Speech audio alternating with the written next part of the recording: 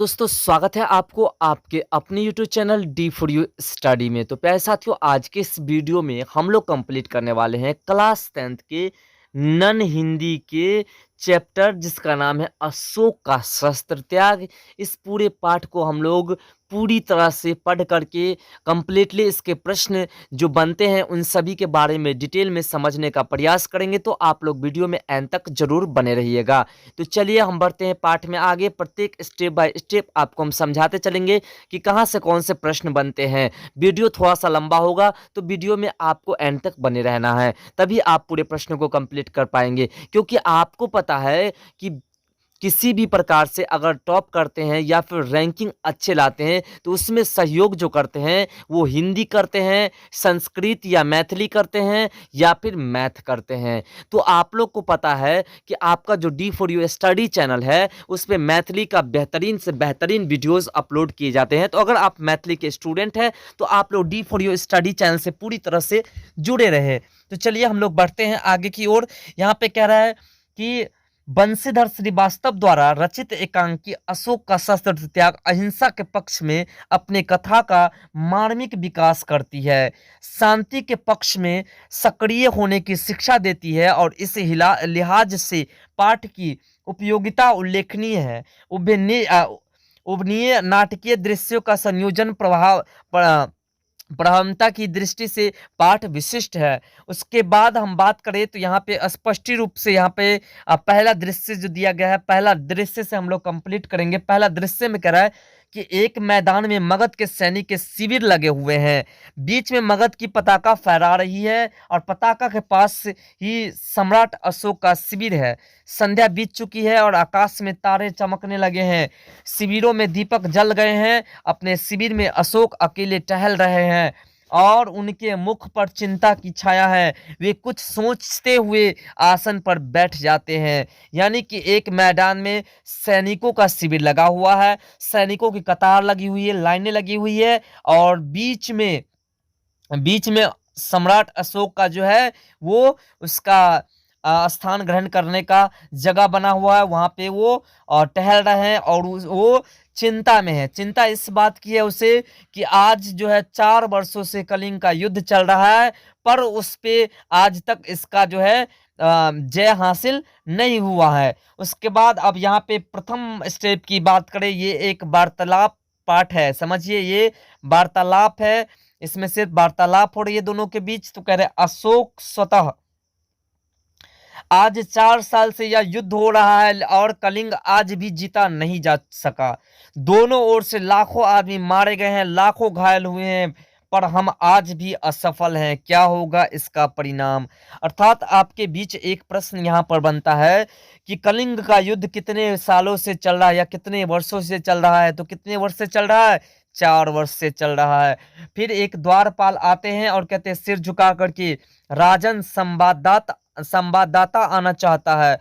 तो फिर अशोक कहते हैं कि आने दो। उसके बाद फिर संवाददाता कहते हैं, यहाँ पे ध्यान पूर्वक देखिए कि संवाददाता फिर कहते हैं प्रवेश करके के महाराज अशोक की जय हो, शुभ संवाद है, गुप्तचर समाचार लाया है कि कलिंग के महाराज लड़ाई में मारे गए। और फिर अशोक प्रसन्नता पूर्वक खुशी खुशी हंसते हुए कहते हैं मारे गए तो मगध की विजय हुई और कलिंग जीत लिया गया। संवाददाता फिर चुप रह जाता है, संवाददाता जो है एकदम चुप, क्योंकि फिर अशोक कहते हैं कि बोलते क्यों नहीं हो तुम, चुप क्यों हो? तो फिर संवाददाता धीरे स्वर में, एकदम धीरे स्वर में कहते हैं बोलू क्या महाराज, कलिंग दुर्ग के फाटक आज भी बंद है। फिर किस मुंह से कहूं कि कलिंग जीत लिया गया? अर्थात वो कहते हैं कि कलिंग का जो फाटक है वो आज भी बंद है, तो कैसे मान लो कि उसे हमने जीत लिया? अगर हमने जीत लिया होता तो वो फाटक खुल गई होती और उस पर हमारा पताका जो है वो फहराता। उसके बाद आगे की स्टेप की बात करें तो आगे फिर अशोक उत्तेजित, देखिए अशोक उत्तेजित होकर के फिर कहते हैं कलिंग के फाटक आज भी बंद है। तो फिर संवाददाता कहते हैं हाँ महाराज, कलिंग के फाटक आज भी बंद है। तो फिर अशोक कहते हैं उत्तेजित होकर के खड़े होते हुए बंद है तो खुल जाएंगे, जाओ जाकर के सेनापति से कह दो कि कल सेना का संचालन मैं स्वयं करूंगा। कल या तो कलिंग के दुर्ग के फाटक खुल जाएंगे या मगध की सेना ही वापस चली जाएगी। जाओ, हाथ से संवाद देते हुए, संकेत देते हुए उन्होंने संवाददाता को कहता है। तो चलिए फिर आगे के स्टेप को समझते हैं, उसके बाद बात करते हैं। जहां जहां से प्रश्न बनेंगे वहां वहां से हम आपको डिटेल में समझाते चलेंगे। ये आपका दूसरा दृश्य, वो पहला दृश्य था क्योंकि एक नाटक है। क्या कहते हैं, दूसरे दिन प्रातः काल का समय, शस्त्र सज्जित अशोक घोड़े पर बैठे, उनके पास उनका सेनापति है और सामने कलिंग दुर्ग है जिसके फाटक बंद हैं। फिर अशोक कहते हैं, मेरे वीर सैनिकों, आज 4 साल से युद्ध हो रहा है, फिर भी हम इस कलिंग को जीत नहीं पाए। अब आपसे प्रश्न यहाँ पर बनते हैं कि आज 4 साल से युद्ध चल रहा है लेकिन कलिंग को हम आज भी नहीं जीत पाए। यह पंक्ति किसने कही थी? तो किसने कही थी? अशोक ने कही थी। उसके बाद कहते उसके किसी दुर्ग पर मगध की पताका नहीं फहरा रही है। कलिंग के महाराज मारे गए हैं, उनके सेनापति पहले ही कैद हो चुके हैं, फिर भी कलिंग आत्मसमर्पण नहीं कर रहा है। आओ आज हम अपनी मातृभूमि की शपथ लेकर के प्रण करें कि या तो हम कलिंग के दुर्ग पर अधिकार कर लेंगे या सदा के लिए मृत्यु की गोद में सो जाएंगे। यह प्रण किसने लिया था? अशोक ने लिया था। ध्यान रहे, इसी टॉपिक से आपके प्रश्न बनेंगे, इसी पॉइंट सबसे उठा करके आपसे प्रश्न कर देते हैं। अगर आपको यकीन न हो तो आप पिछले सेशन का जो है क्वेश्चन देख सकते हैं। अगला है, सब सैनिक तलवार खींच करके कहते हैं, मगध की जय, सम्राट अशोक की जय, मतलब जयकारा लगाने लगते हैं। फिर सहसा दुर्ग फाटक खुल जाता है, मतलब कलिंग का फाटक जो है वो खुल जाता है। अब आपसे प्रश्न करेंगे कि कलिंग महाराज की कन्या का नाम क्या था? अभी हम लोग आगे पढ़ेंगे लेकिन यहाँ पे बता देते हैं आपको, कलिंग महाराज की कन्या का क्या नाम था? पद्मा नाम था, याद रहे। तो चलिए उसके बाद की बात करते हैं। यहाँ पे कहता है कि सब आश्चर्य से उधर देखने लगते हैं कि आखिर फाटक खुला तो कैसे। उनकी तलवारें खिंची की खिंची रह जाती है। शस्त्र सज्जित स्त्रियों की विशाल सेना फाटक के बाहर निकलने लगती है। सेना के आगे पुरुष भेष में एक वीरांगना है जो सैनिक भेष में साक्षात चंडी सी दिखाई देती है। यह कलिंग महाराज की कन्या पद्मा है। स्त्रियों की सेना अशोक की सेना से कुछ दूर पर रुक जाती है। अशोक के सिपाही मंत्र मुग्ध से देखते रह जाते हैं। अशोक भी चकित रह जाते हैं कि यह कौन है। ठीक है, चलिए उसके बाद आगे जो हम लोग पढ़ते हैं, आगे यहाँ पर दिया गया है जिसका नाम हमने कहा पद्मा। पद्मा आगे बढ़कर के अपनी सेना से, बहनों तुम वीर कन्या, वीर भगिनी और वीर पत्नी हो, तुमसे कुछ नहीं कहना। जिस सेना ने तुम्हारे पिता, भाई, पुत्र और पति की हत्या की है वह तुम्हारे सामने खड़ी है।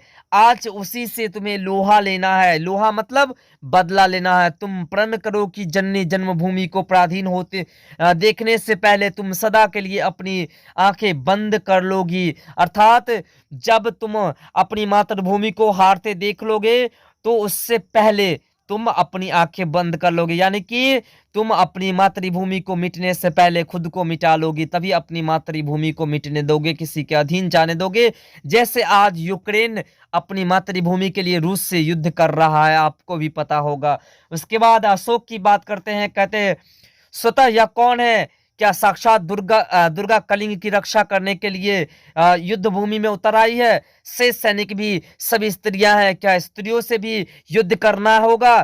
क्या अशोक को स्त्रियों का भी वध करना होगा? ना, मैं स्त्री वध नहीं करूंगा, मुझे विजय नहीं चाहिए, मैं यह।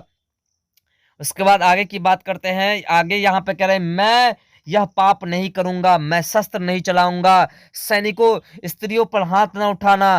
तुम कौन हो देवी? यानी वह आगे बढ़ करके अशोक पद्मा से पूछती है, तुम कौन हो देवी? और वह अपने सैनिकों से अशोक कह देते हैं कि तुम शस्त्र कोई नहीं चलाओगे।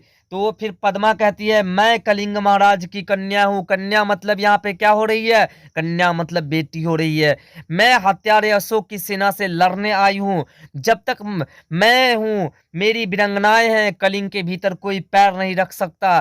कहाँ है अशोक? कहाँ है मेरे पिता का हत्यारा? मैं उससे द्वंद्व युद्ध करना चाहता हूँ। अर्थात यहाँ पे स्पष्ट हो रहा है कि पद्मा अशोक को भी नहीं पहचान रही है। अगर अशोक को पहचानती तो फिर प्रश्न क्यों करती कि अशोक कहाँ है?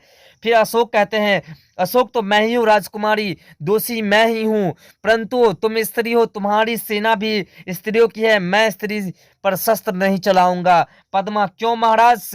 फिर पद्मा प्रश्न करती है, क्यों महाराज? क्योंकि अशोक कहते हैं कि मैं स्त्री पर शस्त्र नहीं चलाऊंगा। फिर अशोक कहते हैं शास्त्र की आज्ञा है राजकुमारी। तो फिर पद्मा कहती है और शास्त्र की आज्ञा है कि तुम निरपराधियों की हत्या करो। शास्त्रों की आज्ञा है कि तुम अपनी विजय लालसा की पूरी करने के लिए लाखों माताओं की गोद सुनी कर दो, लाखों स्त्रियों की मांग का सिंदूर पूछ दो, पुंग दो।